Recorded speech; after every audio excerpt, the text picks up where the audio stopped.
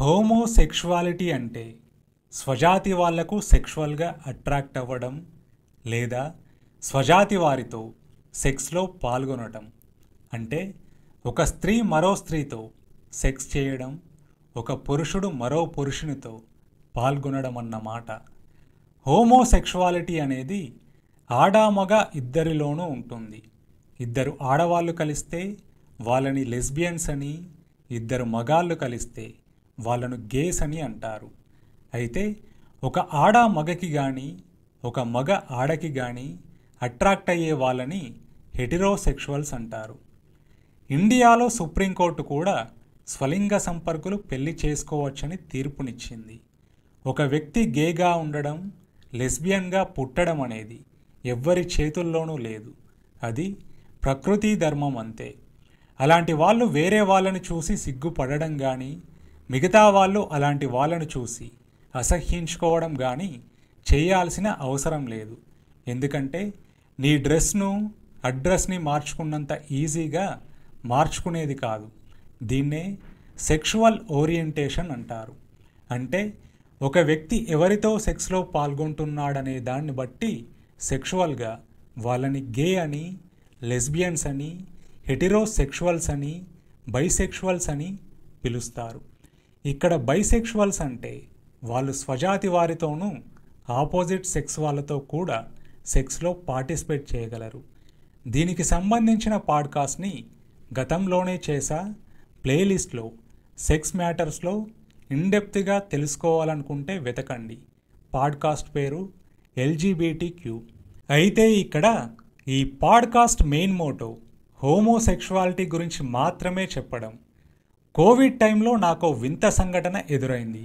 మెసేజ్లో ఒక వ్యక్తి నాకు మెసేజ్ చేశాడు. తనెవరో కూడా నాకు తెలియదు. రిప్లై ఇచ్చా. 2-3 మెసేజ్ల తర్వాత నాకు అర్థమైంది తనొక గే అని. నువ్వు గేవా అని అడిగా. అవును, నీకెలా తెలిసింది అన్నాడు. నీ మెసేజ్లు చూస్తేనే అర్థమవుతోందన్నా.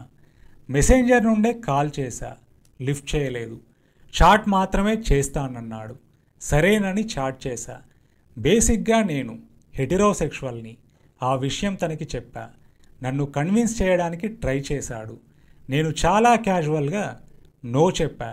కానీ అతని సైకాలజీ ఏంటో తెలుసుకోవాలని, నాకే ఎందుకు మెసేజ్ చేయాలనిపించింది అని అడిగా. నీ ఫేస్బుక్ పోస్టులు బోల్డ్గా ఉంటాయి, అందుకే చేశానన్నాడు. ఇంట్లో వాళ్ళకి ఈ విషయం తెలుసా అని అడిగితే తెలియదన్నాడు. అయితే ఇక్కడ నేను చెప్పదలుచుకున్నది ఏంటంటే హోమోసెక్షువల్స్గా ఉండడం తప్పు కాదు. అది ఎవ్వరి ప్రమేయంలో లేనిది. ముఖ్యంగా మిడిల్ క్లాస్ అమ్మాయిలు లెస్బియన్స్ అయితే వాళ్ళు ఆ విషయాన్ని మింగలేక కక్కలేక జీవితాన్ని ఈడుస్తారు. ఇలాంటి కథతోనే హిందీలో ఫైర్ అనే ఒక సినిమా వచ్చింది. 2 స్త్రీలు వేరువేరుగా పెళ్లి చేసుకుంటారు. కానీ ఆ 2 స్త్రీలు లెస్బియన్స్. దాంతో వాళ్ళిద్దరూ సెక్షువల్ రిలేషన్షిప్ పెట్టుకుంటారు. ఫైనల్గా ఆ విషయం వాళ్ళింట్లో తెలుస్తుంది. ఇది కథ. అయితే ఆ సినిమా బ్యాన్ అయిందనుకోండి. ఇంకో కేటగిరీ వాళ్ళు ఉంటారు. వీళ్ళు అవతలి వాళ్ళకి ఇష్టం ఉన్నా లేకున్నా బలవంతం చేస్తారు. ముఖ్యంగా బాయ్స్ హాస్టల్స్లో ఇలాంటి వాళ్ళు ఉంటారు. నా ఫ్రెండ్స్ ద్వారా వాళ్ళ అనుభవాలు స్వయంగా విన్నా కూడా. అయితే ఇక్కడ మగ ఆడ అనేది చూడడం వల్ల చెప్పొచ్చు, కానీ ఒక మనిషిని చూసి వాళ్ళ సెక్షువల్ ఓరియంటేషన్ ఏంటో చెప్పడం అసాధ్యం. అందుకే అలాంటి వాళ్ళు అందరినీ టచ్ చేస్తూ పోతుంటారు. నాలాంటి వాడు దొరక్కపోతాడా అని. అయితే హోమోసెక్షువల్ ఓరియంటేషన్ అనేది జీవితాంతం ఒకేలా ఉండదు. కొందరు మొదట్లో హోమోసెక్షువల్స్గా ఉండి ఆ తర్వాత పెళ్లి చేసుకొని మామూలుగా సంసారం చేస్తారు. కొందరు పెళ్లి చేసుకున్న కొన్నేళ్ల తర్వాత స్వజాతి పట్ల అట్రాక్ట్ అయి బైసెక్షువల్స్గా మారుతారు. ఏది ఏమైనా వీళ్ళని ఇంట్లో వాళ్ళు, సొసైటీలో ఎక్కువ మంది డైజెస్ట్ చేసుకోలేరు. కానీ మిగతా వాళ్ళలాగా వాళ్ళు కూడా మనుషులే. వాళ్ళకి రెస్పెక్ట్ ఇవ్వకపోయినా పర్లేదు, కానీ ఇన్సల్ట్ మాత్రం చేయకండి.